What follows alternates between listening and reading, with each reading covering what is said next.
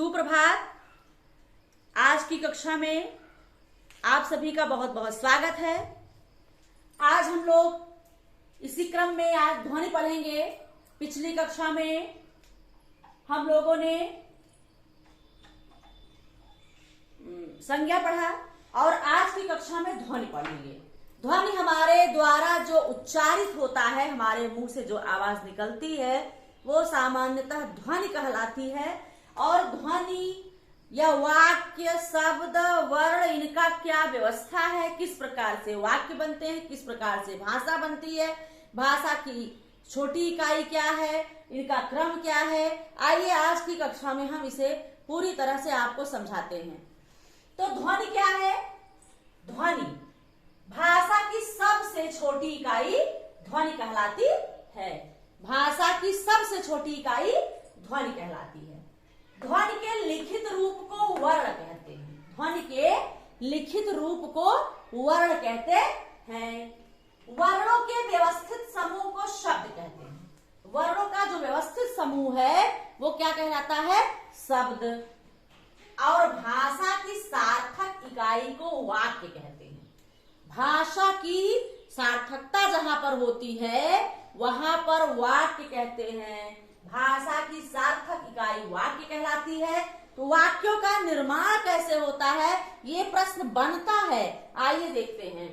पहले ध्वनि है, ध्वनि से वर्ण बना, वर्ण से शब्द, शब्द से पद, पद से पदबद्ध, फिर उपवाक्य, फिर वाक्य। ये इसका क्रम है। और ये क्रम आते हैं, 4 ऑप्शन ऐसे आपको दिएंगे डिफरेंट डिफरेंट, और आपसे पूछेंगे कि इसकी व्यवस्थित क्रम क्या है। तो ये इसका क्रम है। ये एक प्रश्न है, समझिए, आपको तुरंत मिल गया तत्काल। ध्वनि, वर्ण, शब्द, पद, पदबद्ध, उपवाक्य, वाक्य। ठीक है, तो ये इसका क्रम है। आइए देखते हैं वर्ण क्या है। वर्ण उस मूल ध्वनि को कहते हैं जिसका खंड ना हो, जिसके टुकड़े ना हो, वर्ण वह मूल ध्वनि कहलाती है। जैसे आ, ई, क, च, ट, त, प, या, रा। जो हमारे वर्णों की वर्णमाला है वो जो है वो क्या होती है? उसके ध्वनि नहीं होते हैं।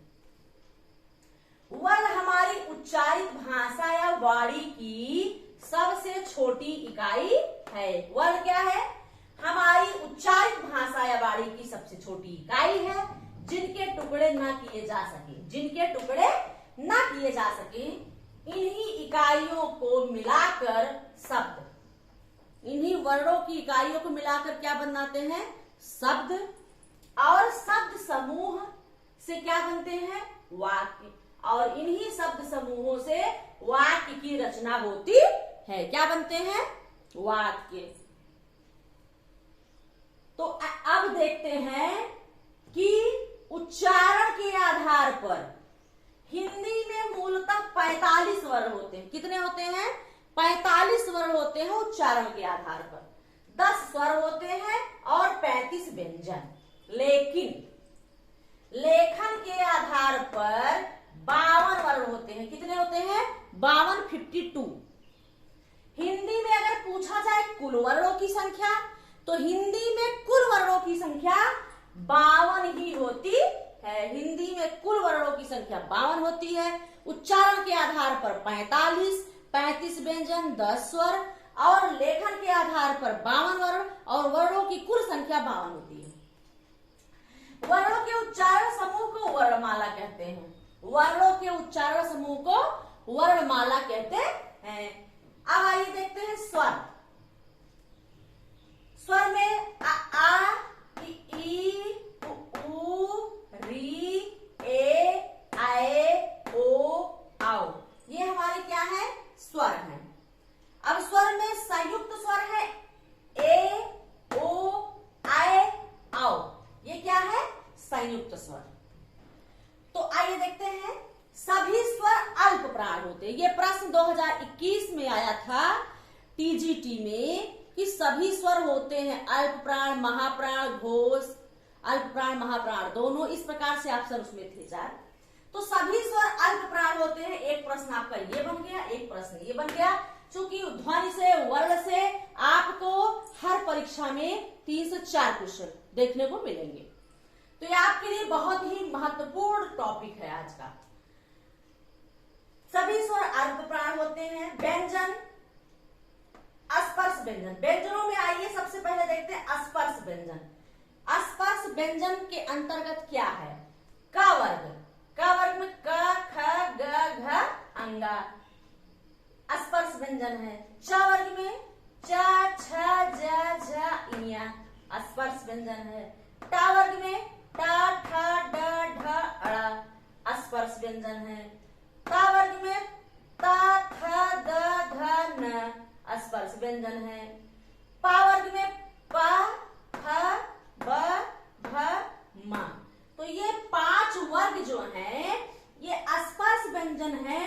क वर्ग, च वर्ग, ट वर्ग, त वर्ग और प वर्ग, ये कौन सा व्यंजन है? स्पर्श व्यंजन। अगला है अंतस्थ व्यंजन। कौन सा? अंतस्थ व्यंजन में आता है य, र, ल और वा। क्या आता है? य, र, ल, वा।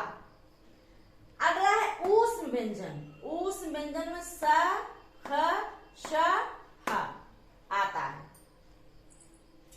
अगला है संयुक्त व्यंजन। छक, त्रंग, ज्ञ और स्रा, ये क्या है?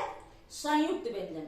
ऊष्म में श, श, स, ह, संयुक्त में छक, त्रंग, ज्ञ, स्रा, अंतस्थ में य, र, ल, व और आता है उच्छिष्ट या द्विगुण व्यंजन। क्या है? उच्छिष्ट या द्विगुण व्यंजन में ड और ढ। तो यही आपके 5 व्यंजनों में 5 प्रकारों में बांटा गया है। स्पर्श व्यंजन, अंतस्थ व्यंजन, ऊष्म व्यंजन, संयुक्त व्यंजन और द्विगुण। अब बचते हैं अनुस्वार और विसर्ग। अनुस्वार ये है, इसे क्या कहते हैं? अनुस्वार। और ये है विसर्ग, जो डबल बिंदी, जैसे प्रातः में त में जो 2 बिंदी लगेगी वो विसर्ग कहलाती है। तो ये रहे आपके वर्णमाला, स्वर और व्यंजन को मिलाकर। अब इधर आइए देखते हैं हिंदी के स्वर वर्ण। हिंदी में स्वरों का कैसे डिवाइडेशन है, कैसे कैसे उसे रखा जाता है, आइए देखते हैं। स्वर उन वर्णों को कहते हैं जिनका उच्चारण बिना अवरोध के हो। स्वर किसे कहते हैं? स्वर उन वर्णों को कहते हैं जिनका उच्चारण बिना अवरोध के हो। अगला है स्वर स्वतंत्र ध्वनियां हैं। क्या है? स्वतंत्र, इसके उच्चारण में किसी की सहायता की जरूरत नहीं पड़ती है। सभी स्वर आक्षरिक होते हैं। क्या होते हैं? आक्षरिक। सभी स्वर अल्प प्राण होते हैं। क्या होते हैं? अल्प प्राण। और सभी स्वर घोष होते हैं। ये सभी प्रश्न हैं अपने आप में। ये जितने हैं 4 आपके लिए नोट्स दिए गए हैं। सभी स्वर स्वतंत्र होते हैं, इससे प्रश्न बन जाएंगे। सभी स्वर अक्षरिक होते हैं, इससे बन जाएंगे। सभी स्वर अल्प प्राण होते हैं, प्रश्न बना ही है। और सभी स्वर घोष होते हैं। ये आपको बहुत महत्वपूर्ण चीजें हैं आपके लिए, बहुत ही महत्वपूर्ण। हर एक प्रश्न है, हर एक टॉपिक एक प्रश्न है। अब आइए देखते हैं स्वरों का डिवाइडेशन। स्वरों को किस कैटेगरी में रखा गया? जैसे हरस्व स्वर, हरस्व स्वर, दीर्घ स्वर और संयुक्त स्वर क्या है, आइए देखते हैं। हरस्व स्वर में आ, ई, उ और री आते हैं। हरस्व स्वर में छोटा आ, छोटी ई, छोटा उ और री आता है। और दीर्घ स्वर में बड़ा आ, बड़ी ई और उ आता है, दीर्घ स्वर। और आता है संयुक्त स्वर, जिसमें ए, आए, ओ, आओ, ये संयुक्त स्वर है। और अगला है प्लुत स्वर। प्लुत स्वर वो होते हैं जिनका उच्चारण 3 गुना बढ़ जाता है, उसे त्रिमात्रिक स्वर कहते हैं। क्या कहते हैं? त्रिमात्रिक स्वर। जैसे ओम, तो ओम में त्रिमात्रिक स्वर प्लुत स्वर लगा हुआ है। तो इस प्रकार से ये हिंदी के स्वर हैं। हिंदी का ध्वनि, वर्ण और वर्णमाला हमने आज देखा। वर्णमाला में व्यंजन भी आपको दिखा दिए कि व्यंजन में 5 भागों में बांटा गया है। स्पर्श, अंतस ऊष्म संयुक्त द्विगुण अनुस्वार विसर्ग भी आप देख लिए हैं। इधर स्वरों, हिंदी के स्वर वर्ण जो है उसका क्या रूप है, क्या प्रारूप है, कैसे कैसे रखा गया है, ये भी आपको हम बता दिए अच्छी तरह से, और आप इसे अच्छी तरह से नोट कर लीजिए। और आप हमारे चैनल से ऐसे ही जुड़े रहें